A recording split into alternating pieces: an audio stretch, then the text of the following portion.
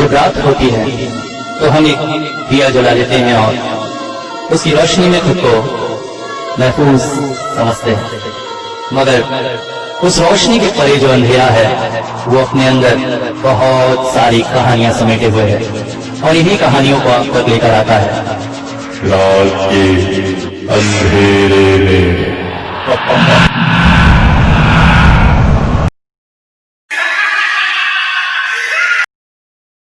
अपने बस्तर भ्रमण के दौरान मैं आज बड़ी मुश्किल में फंस गया था। अब मुझे पता था कि इस इलाके से आखिरी बस 9 बजे जाती है, मगर यहाँ के आसपास घूमते घूमते पता ही नहीं चला समय का, और जैसे ही मैं पहुंचा बस निकलने ही वाली थी और दौड़ते दौड़ते बस न पकड़ पाया। अब इस सुनसान वीरान से इलाके में मैं इस वक्त अकेले खड़ा हूं, पता नहीं कोई मिलेगा कि भी नहीं। चारों ओर सिर्फ बड़े बड़े पेड़ और जंगल है, बीच से ये सड़क जा रही है। काफी देर तक रोड के दोनों ओर देखा, मगर इंसान क्या चिड़िया भी नहीं दिख रही थी। आसपास का वातावरण बहुत ही सुनसान था, हवाएं भी अच्छी चल रही थी, पेड़ों की साए साए से सारा वातावरण गूंज रहा था। एक अजीब सा डर का सा वातावरण लग रहा था। मैं तेज कदमों से सड़क पर ही चलने लगा। सोचा कहीं तो जाकर ये सड़क खत्म होगी और गांव वगैरह कुछ तो मिलेगा। चलते चलते काफी देर हो गई, अब तो थकान भी लगने लगी थी, मगर सड़क थी कि खत्म होने का नाम ही नहीं ले रही थी। तभी वो रोशनी से दिख रही है ना, हाँ रोशनी है तो है। तेज कदमों से उस ओर चल पड़ा। जैसे जैसे पास पहुंचता गया मन में ढांढस बनने लगा, क्योंकि अरे ये तो एक छोटी सी गुमटी सी है, लगता है चाय की गुमटी है। पास पहुंचा तो पाया, हाँ वहां एक आदमी बैठा हुआ था, दुबला पतला सा। मैं वहां तक पहुंचा, मैं कुछ बोलता इससे पहले वो बोल पड़ा, अरे अरे अरे बाबू आइए आइए आइए, कहां से आ रहे हैं।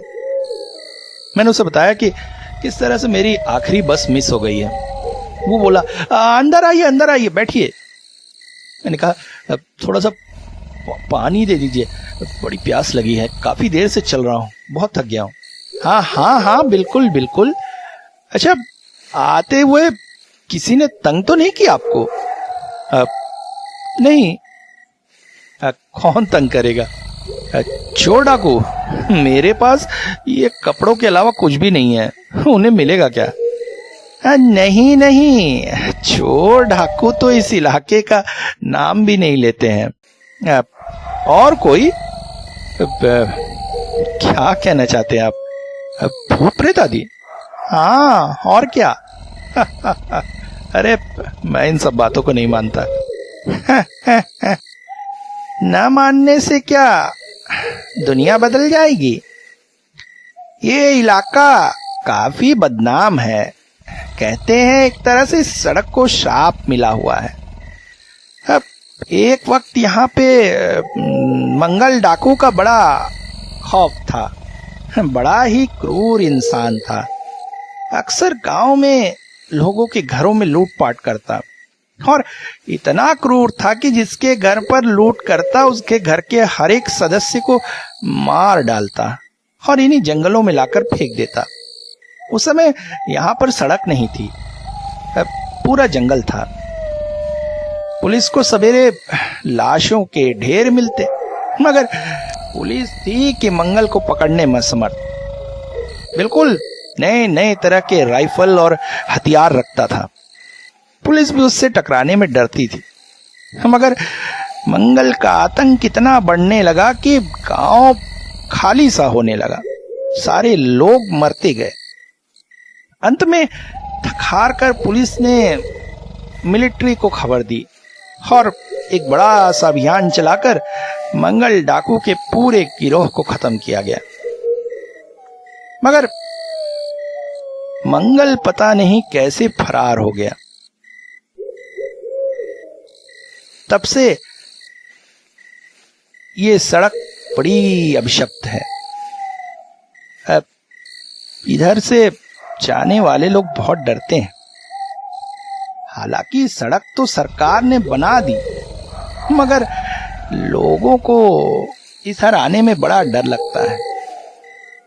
अब आप यहाँ कैसे? वो अलग कहानी है।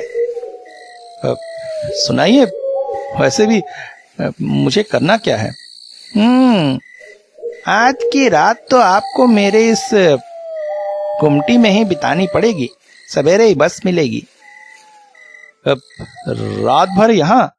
और क्या, सड़क पर जाकर मरना है क्या? कैसी बात कर रहे हैं आप? अरे बाबू, सड़क पर मौत घूम रही है, दिख नहीं रही है। सुनो मेरी कहानी। मैं उन दिनों काम खोज रहा था। मुझे गाड़ी बड़ी अच्छी चलानी आती थी। यहीं पास में एक नया तेल का डिपो खुला, वहां ड्राइवर की नौकरी मिल गई। काम था रात को तेल से भरे ट्रकों को आसपास के डिपोस तक पहुंचाना। काम बड़ा अच्छा चल रहा था। अब रात को निकलते, सुबह तक सामान पहुंचा देते। तनख्वाह भी बड़ी अच्छी थी। सब कुछ ठीक ठाक ही चल रहा था कि अचानक एक दिन खबर आई कि तेल के सारे पीपे जल्द से जल्द मुख्य डिपो तक पहुंचाने हैं। मुख्य डिपो का रास्ता इसी सड़क से होकर जाता था। उन दिनों ये सड़क उतनी पक्की और चौड़ी नहीं थी। अब सावन का महीना था, सवेरे से घनघोर बारिश हो रही थी और रुकने का नाम ही नहीं ले रही थी। वैसे तो अक्सर मैं किसी न किसी के साथ ही जाता था, कहे तो एक क्लीनर या कभी कभी एक और व्यक्ति भी ट्रक में होता था। मगर उस दिन काम का प्रभाव कुछ ऐसा था कि सब व्यस्त थे। मुझे अकेले ही ट्रक लेकर जाना था। ट्रक भी क्या, बिल्कुल नई विलायती ट्रक थी। आहा, उसे तो चलाने की सोच कर ही मैं खुश हो गया था। बस रात के 11:30 बजे मुझे चाबी मिली और मैंने ट्रक दौड़ा दी। घनघोर बारिश में ट्रक चले जा रहा था। मैंने ट्रक की स्पीड थोड़ी तेज रखी थी। आसमान में हर तरफ बिजली की रेखाएं गरज रही थी। बारिश हो रही थी, मगर सड़क तो पूरी सुनसान थी, इसलिए तेज चलाने में कोई फर्क न था। मगर चलते चलते अचानक मुझे महसूस हुआ कि जैसे ट्रक की बाहर की खिड़की से कोई मुझ पर नजर रखे हुए और ट्रक के साथ ही चल रहा है। मगर मुड़कर देखता तो वहां कोई नहीं। मगर जैसे ही विंड स्क्रीन की तरफ देखने लगा तो फिर महसूस होता जैसे वहां कोई है। आश्चर्य और थोड़ा सा डर के साथ गाड़ी वैसे ही दौड़ाता रहा। मगर थोड़ी देर बाद मुझे गाड़ी रोकनी पड़ी, क्योंकि ट्रक की तेज लाइट में मैंने देखा कि बीच सड़क में एक बच्ची बैठी और गुड़िया से खेल रही है। आश्चर्य, मैंने गाड़ी रोककर तेज लाइट मारी, जोर से हॉर्न मारी, मगर बच्ची को कोई फर्क ही नहीं। मैंने कहा, किसकी बच्ची है भाई? कौन है इसके माता पिता जो इस तेज बारिश में उसको इस जंगली इलाके में बीच सड़क में छोड़ दिया? पहले लगा आसपास के किसी आदिवासी की बेटी होगी। यहाँ आसपास आदिवासियों की झोपड़ी हो जाती है। ट्रक से उतरा और धीरे धीरे चलता हुआ उसकी ओर आया। मेरे हाथ में एक छाता था। मैंने उससे पूछा, अरे मुन्नी, यहाँ क्या कर रही हो? मगर वो अपनी गुड़िया से ही खेलती रही, मुझे कोई जवाब न दिया। आश्चर्यचकित हो गया मैं। तेज बारिश, ऊपर से छोटी सी बच्ची, आसपास तेज हवाएं, बिजलियों से तो मुझे ही डर लग रहा था। ऐसे में एक छोटी बच्ची को डर ना लगे? मैंने झुककर उसे गोद में उठाने की कोशिश की कि तभी आवाज आई, यो। बच्चा चोरी का प्लान है। मुड़कर देखा तो एक आदमी खड़ा हुआ था। मैंने कहा, अरे नहीं, मैं क्यों बच्चा चोरी करूंगा? ये बीच सड़क में बैठी थी, इसीलिए उसे उठा रहा था। बैठी थी तो बैठे रहने दो, खेल तो रही है, उसे परेशान मत करो। बड़े दिनों बाद बेचारी को चैन से खेलने मिला है, खेलने दो, नहीं तो बहुत पछताओगे। मैं क्यों पछताऊंगा? मैं तो भला कर रहा हूँ। तुम्हारी बच्ची है क्या? अरे बीच सड़क में बैठी, हटाओ उसे, मुझे ट्रक निकालना है। बच्ची तो नहीं हटेगी, कहकर वो खड़ा हो गया। मैं भी आश्चर्यचकित। तेज हवाओं ने मेरा छाता भी गिरा दिया। अब करता क्या? मैंने कहा, अच्छा बैठा तुम, मैं जा रहा हूं। इस पर वो अजीब सा हंसने लगा। जा रहे हो तो जाओ, मुझे क्या? मुझे बड़ा आश्चर्य लगा। अरे दोनों ही पागल खाने से छूट कर आए हैं क्या? ऐसे पागलों की तरह हरकत कर रहे हैं। मैंने आगे उनसे बात करना उचित न समझा, ट्रक पर बैठ गया और बड़ी सावधानी से उनके पास से ट्रक निकाल लिया और तेजी से ट्रक दौड़ा दिया। मगर आश्चर्य, थोड़ी ही देर में मेरे कानों में उस बच्ची खेलते हुए जो गाना गा रही थी वो बोलने लगा, जैसे कोई टेप रिकॉर्डर चला दिया। मैंने ध्यान हटाने की कोशिश की, मगर बार बार वही गाना कान में गूंजने लगा। मैंने तेज हॉर्न बजाना शुरू कर दिया। शायद हॉर्न की आवाज में मेरा ध्यान ट्रक चलाने में सही लगा रहा। और थोड़ा कुछ हुआ भी, मगर अगले ही पल जो हुआ उसने मुझे बिल्कुल सिहरन से भर दिया। मैंने महसूस किया कि मेरी पास वाली क्लीनर सीट पर एक औरत बैठी हुई है, जिसका शरीर पूरा घूंघट से ढका हुआ है, मगर हाथ बाहर है और हाथों में मेहंदी लगी हुई है, जैसे नई नवेली दुल्हन हो। मगर हाथों को देखने से समझ में आ रहा है कि उसके हाथ जले हुए हैं। मगर मेरे पास आकर वो बैठी कब? जब मैंने उस बच्ची के पास से ट्रक चालू किया था उस वक्त तो कोई नहीं था। चलती ट्रक में वो कैसे चढ़ सकती है? मैं आश्चर्यचकित हो गया और पूछ बैठा, आप कौन है बहन? वो बोली, मैं नवी नवेली दुल्हन हूँ। ठीक है, मगर यहाँ क्या करेंगी? मैं यहाँ आई हूँ क्योंकि तुम हमारे यहाँ आ गए हो। ये पूरी जगह हमारी है, समझे? तुम्हारी है मतलब?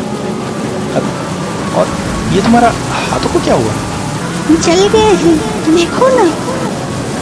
उसने अपने हाथ मेरी तरफ बढ़ा दिए। मैं सिहरन से भर उठा। उसके हाथों में बड़े बड़े फुल्ले थे और वो सफेद सा क्या था?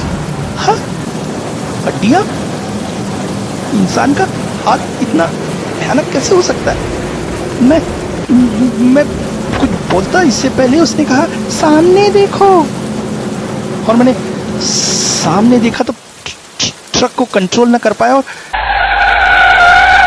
सामने एक पेड़ से जाकर टकरा गया। बहुत ही भयानक एक्सीडेंट था वो।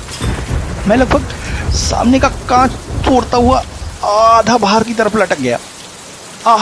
बहुत चोट लगी थी। हाँ, मगर वो पास ही बैठकर हंस रही थी।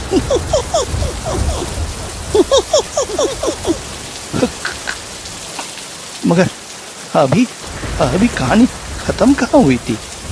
मैंने वहीं से जब सर उठाया तो सड़क पर अचानक चाकू धार करने की आवाज आने लगी। और जब गौर से देखा तो एक आदमी बैठा हुआ चाकू धार कर रहा था, मगर ये क्या, उसका सिर नहीं था, उसका सिर नहीं था। उस औरत ने कहा, ये मेरे पति हैं, तुम्हें लेने आए हैं। मैं कांप उठा और छत की खिड़की से नीचे की तरफ कूद पड़ा। नीचे गिरने से बहुत तेज चोट और आई, मगर मैं सामने खड़ी मौत के हाथों मरने से ये दर्द सहना और अच्छा था। मैं उठकर पागलों की तरफ दौड़ने लगा, मगर चारों तरफ तो अंधेरा होगा, आप दौड़ कैसे रहे थे?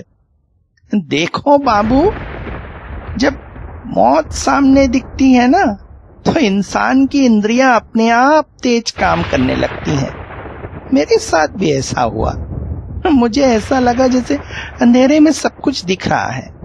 मैं दौड़ता गया और तभी मुझे एक झोपड़ी दिखाई दी।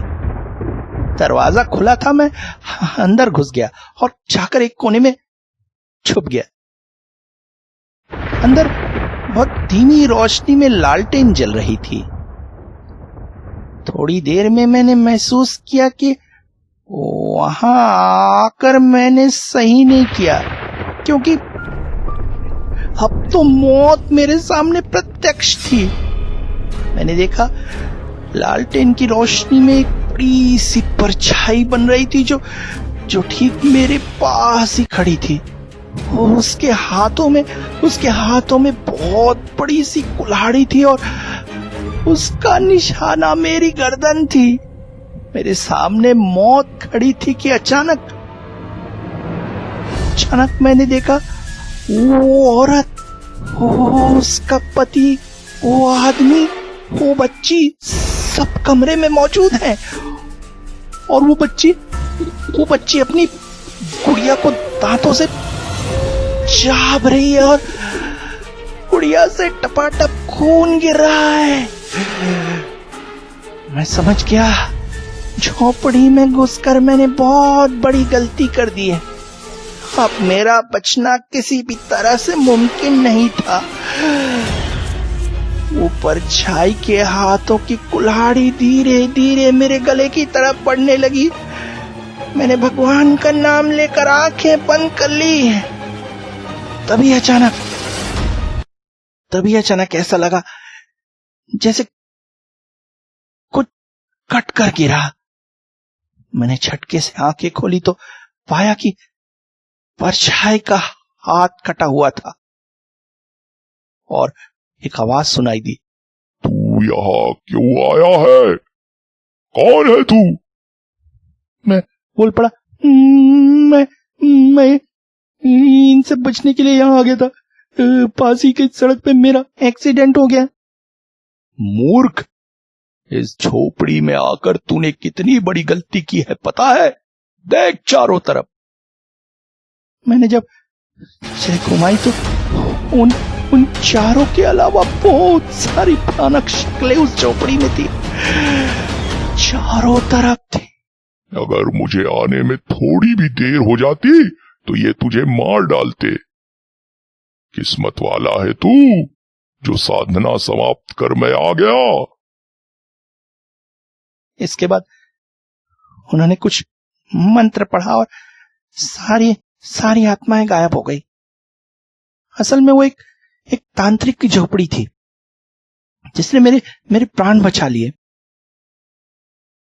उसके बाद मैंने तांत्रिक की शरण ले ली और उनका शिष्य बन गया और इनसे लड़ने के साधनाएं सीखने लगा।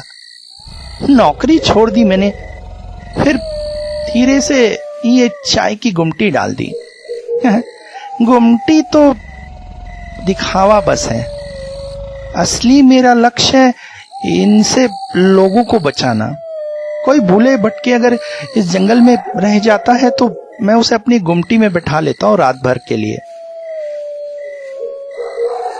मैंने कहा, कहानी काफी अच्छी थी आपकी, काफी समय गुजर गया। इस पर अगर फिल्म बनाई है तो बहुत अच्छी फिल्म बन सकती है, मगर अभी भी मैं भूत प्रेतों पर विश्वास नहीं करता। आपकी कहानी ने डराया बहुत, मगर मजा भी बहुत आया, मगर मैं इसे सच नहीं मानता। अच्छा, सच नहीं मानते तो जरा उधर देखो। मैंने मुड़कर सड़क की तरफ देखा और जो देखा उसे देखकर के पसीने छूटने लगे, क्योंकि सड़क पर खड़ी थी एक औरत जिसके चेहरे से घूंघट हटा हुआ था। उसका पूरा चेहरा जला हुआ था। उसके पास ही खड़ा था एक आदमी जो हाथों में एक पत्थर लिए बड़े से चाकू को घुस रहा था, और उस आदमी का गला नहीं था।